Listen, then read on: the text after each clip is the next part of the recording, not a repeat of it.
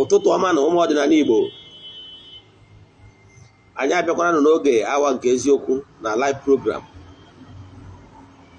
nke mụnwa bụ Ogbuefi EZE-ANA Ugochi tubelu oraifite na-anọ n'isi ya.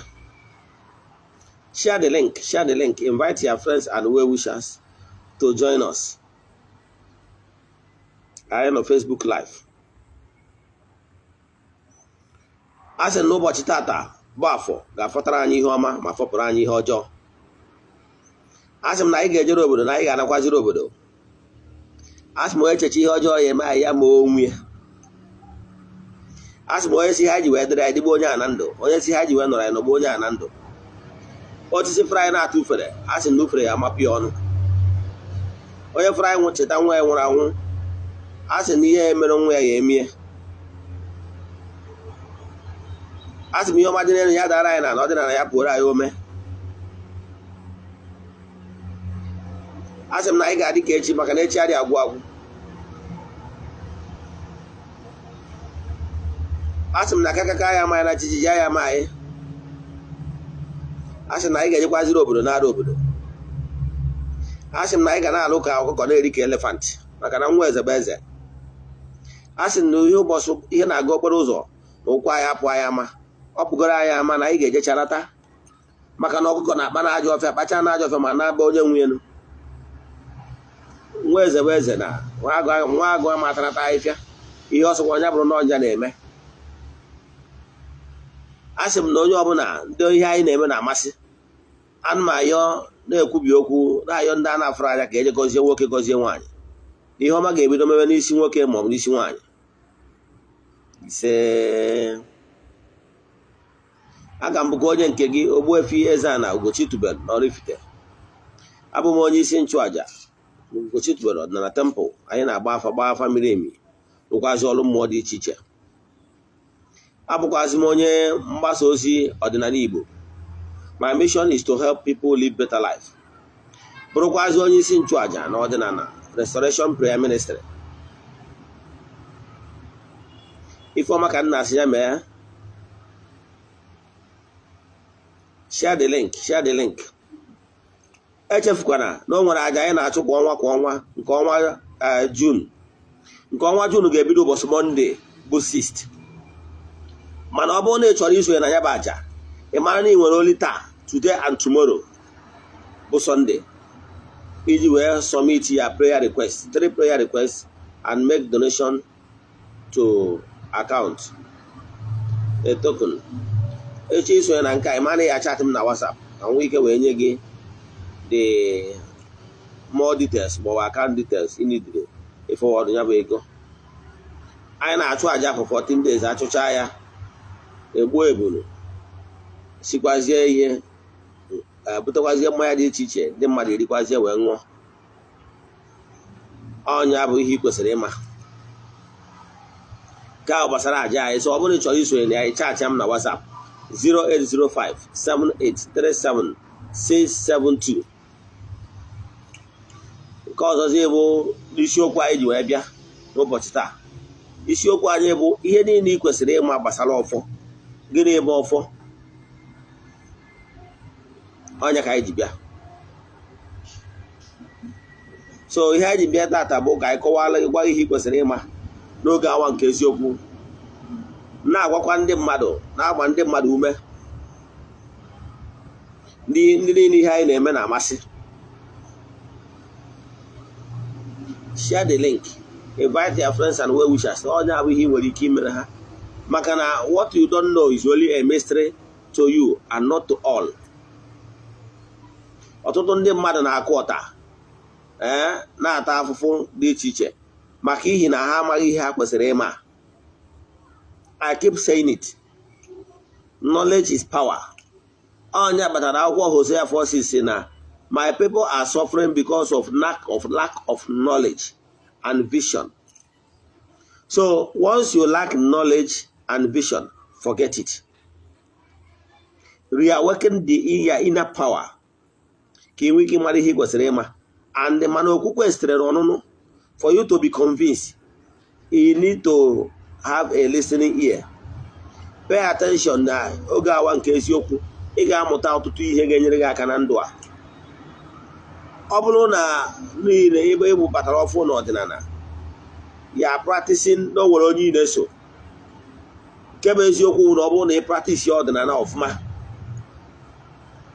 you must have result 3-6 months 1 year. Nke bụ eziokwu na ọ bụrụ na things change, then man something is wrong. It's either you are not a good student, you are not learning well, or you don't have a good mentor. You go follow who no road. Ya bụ ihe kwesịrị ịma. Ọdịnala bụ ụzọ ndụ. And akọwago m ọtụtụ ihe ị kwesịrị ịma n'ọdịnala. Ihe ndị ị kwesịrị ịma. Some certain simple rituals ị kwesịrị ime. I keep saying it. 70% of your spiritual work, you can do it yourself. It's only 30% ka a priest or a dibia nwere ike imere. Yes, ihe kpatara o ji ahịa ahụ, you are not following, you are not listening. N'ụbọchị taa anyị bara ịkụzi ihe gbasara ọfọ, ma before nga n'iru o nwere ozi m nwetara maka ihi ụfọdụ mmadụ one ma one na-akụ ọta na-ata afụfụ. O nwere simple ritual asị ngwa gị ị ga-eme, maka na ọtụtụ ihe na-ebutere ndị mmadụ ịta afụfụ dị iche iche bụ ụchụ na ọrụ akwụ. Yes, ka ngwa gị simple thing ị nwere ike ime gbasara ọrụ akwụ. Yes, simple thing kwesịrị ime gbasara ọrụ akwụ. O nwere ndị ozi a ji maka ha ji wee break the topic today, ka m kwuo maka ya, nkụzi ya wee banye n'ihe anyị ji kụzi, mana gee ntị, gesie ntị ike ka ịmụta ihe a. E nwere ihe dị iche na ọrụ akwụ, nwee ihe dị iche na ụchụ. Ụchụ nwere ike ịbụ ụchụ mmụọ gbara mmadụ for not doing what he's supposed to do, for negligence. Because in spiritual matters, ignorance is never an excuse. Because a child that refuses, because of stubbornness or ignorance, refuses to learn the language of his parents, because it's the duty of every child to learn the language of his parents. Nke a bụ ofu. Nke abụọ, ọ bụrụ o nwere otu mmadụ gbara onwe ya, uchu mmadụ gbara ibie, like negative thought sent to somebody. Nwekwa otu mmadụ metara onwe ya. O nwere otu mmadụ metara onwe ya. Ghọtara ya? Down. Mana ihe gbasara ọrụ akwụ, ihe isi mpụtara ị ga-eme gbasara ọrụ akwụ ka ị kwụsị ọrụ akwụ bụ 1. Ije iweta chọọ ogilisi. O nwere mmadụ ịsaa na ọnọdụ ha dị critical now. Yes, eji m aka isi m kwuo okwu a. Ama na those 7 people, ọ bụrụ na ha mee ihe a m kwuru now, ha ga-afụ massive turn around in their lives. Now ihe ị ga-eme now, jee chọwa akwụkwọ ogilisi. Akwụkwọ ogilisi nwere aka mbaraga ise. Yes, akwụkwọ ogilisi nwere mbaraga ise. Ị kwesịrị ịma ihe a na-akpọ ogilisi. Ọ bụrụ na ị mara ya, jego na gọgụ ihe afụ fertility leaf efe ya. Akwụkwọ ogilisi ahụ ịkata nke nwere with the stem, that is with aka na ya efu 5 leaves. Iwere ya, ihe ị ga-eme bụ iwere ya nwa ije na room ebe ibi, ebe ị na-alahụ. Ma ọ bụrụ onye na-azụ ahịa na shop, ihe ị nidiri ime bụ iruo iwere akwụkwọ ogilisi anwa na-eme ka ị na-ekochasị cobwebs. Meghee ụzọ gị wide open. Ọgwụ na shop meghee ya, ma ọfịs gị meghee wide open. Isi na tata na ị na-ekochapụ ụchụ mmụọ ọbụla, ihe ọbụla negative energy dị na room a, n'ọnya ka ị na-ekochapụta. Ị na-ekochapụ ya, ị na-aga line by line, as if ya kocha ị na-ekochapụ cobweb na ya entire under roof or roof ụlọ gị, room ị nọ ya. Imesịa ya, isi na door, n'ọnya ka ị na-ewepụ. Ị bịa mee ka ị na-aza rooms gị, rooms gị na-anọ ya ka ị ya aza, zaa ya aza, ị na-asị na-azapụ ọrụ akwụ mmụọ, ọrụ akwụ mmadụ. Nye ịzacha ya, denụ ije tụfuzi akwụkwọ ogilisi. Mana ọ bụrụ na ị nwetara akwụkwọ ogilisi, chọọ azịza. Yes, azịza, iwere ose ọjị chụchaa otu ọbụla dị na azịza anwa, ije tụfuo ose ọjị etu esi eme. Denụ iwerekwa azịza ahụ mee the same thing, ihe a iji akwụkwọ ogilisi mee. Na ọ bụrụ na ị nwetara akwụkwọ ogilisi, imesịa ya chọọ ose ọjị mkpụrụ ya nọ jidere ọnụ weta ya closer to your mouth kwuo ihe ị chọrọ chi ị chọrọ ka ọ na-emezi na ihe ị chọrọ ka ọ na-eme n'ebe ị nọ kwụsị ya na 4 corners of your room.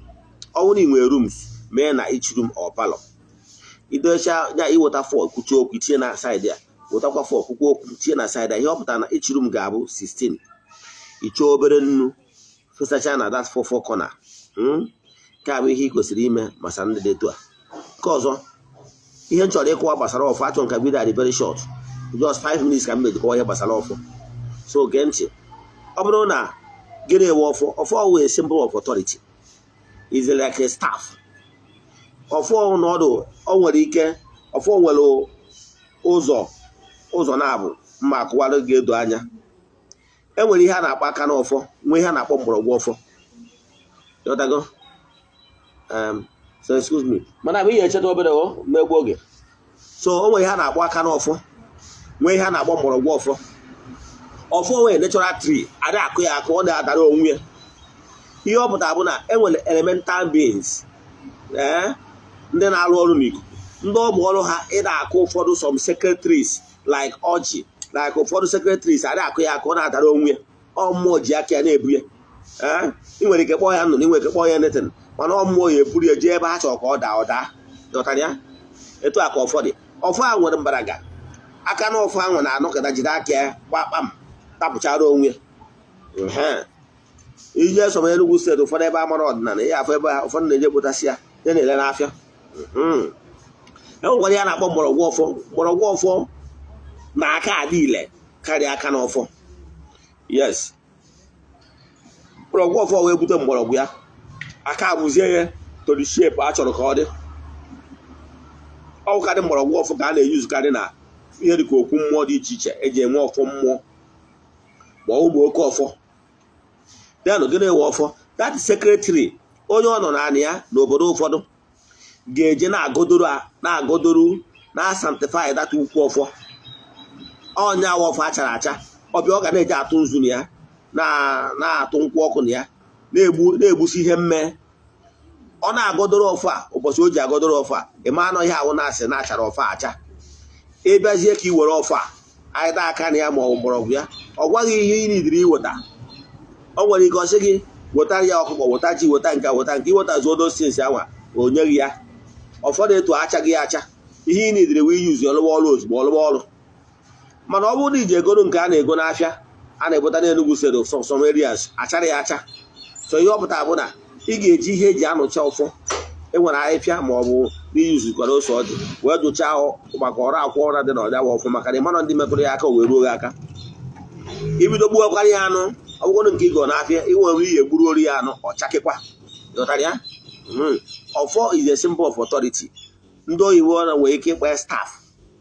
Yes, ọ a symbol of authority. Ọ bụgoro ndị gọọmenti a na-enwe symbol of authority George na-eyuzu na-adị ka hama okwuchi okwu ọkụwa ya n'ala ihe ọ pụtara na ihe okwu na-abịa said. Ọ bụrụ ndị gọọmenti ndị National Assembly ha na-akpọ mess. Once mess nọ n'etiti assemble ha na-eme ịma na-enwe legitimate sitting. Bishop na-enwekwa akpụkpọ ya. So e nwere so many staff of office ndị igwe na-enwekwa nke ha. Onye ka ọ ya okwuchi okwu ochidi ọfọ maka na ikikere enyere ya.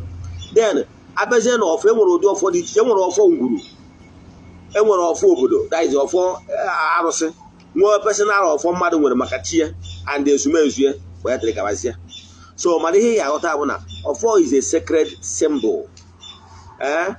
Eji special osisi ka ọ bụ eji were ya bụ the symbol of authority. So mgbe ọbụla ị na-agodo n'ihu mmụọ tụgbarịa nkwụ tụgbarịa edo tụgbarịa nzu gbụsagharịa ihe mme ọ dịbụ ile iwere ekwuchi okwu kwuo ya n'ala mmụọ ege ntị.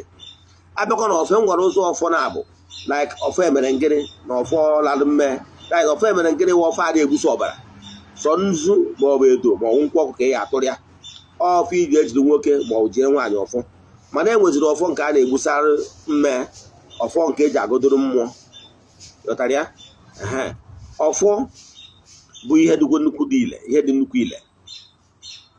Ị bụrụ onye adewe onwe ọfụma na-ebu ọfọ were ọfọ na-ekwubi okwu ọfọ ga-adịrị gị ile ikwuchi okwuchi ọfọ na ala ọ dị ile echefuru anyị nwere ọfọ chi nwa ọfọ ndị ichie nwa ọfọ agwụ wee dịrịsịa gabazie anyị achọrọ ka vidio atọ ogologo nnukwu mana ihe ya aghọta bụ na ọ bụrụ na ịbụ onye kpọtụrụ chi gị n'obesi ịma na chi gị ga-enwe ọfọ ịghọtara ya so ọnya bụ ihe dị na ya ọfọ bụ ihe dị asọ yes mana ị bụrụ nwaanyị nọ na nsọ ime metụ ọfọ aka so that is what you must know mana ị ga-emekwa ya daily rituals but you restrain yourself from touching ọfọ ọ bụrụ na ibu ọfọ ọfụma enwere ụfọdụ dị iche iche ihe eji awaka ọfọ dị iche iche o nwere ọfọ like one of ọfọ ndị nna nna m ha m ji alụ ọrụ a na-agbụ ya ọfọ ngwuru ka ọ bụ ọfọ ndị nna nna ya ihe a na-awarị ya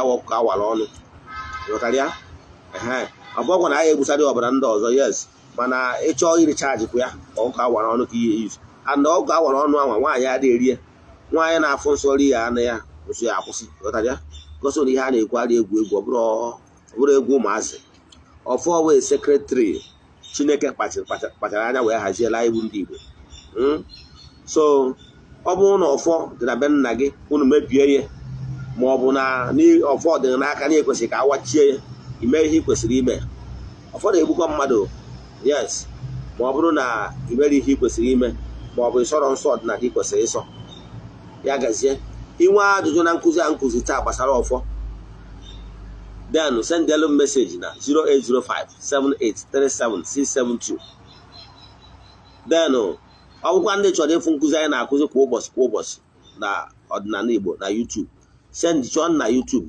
Ogbuefi EZE-ANA Ugochi tubelu oraifite then echi ịhụta anyị na Facebook Ugochi tubelu oraifite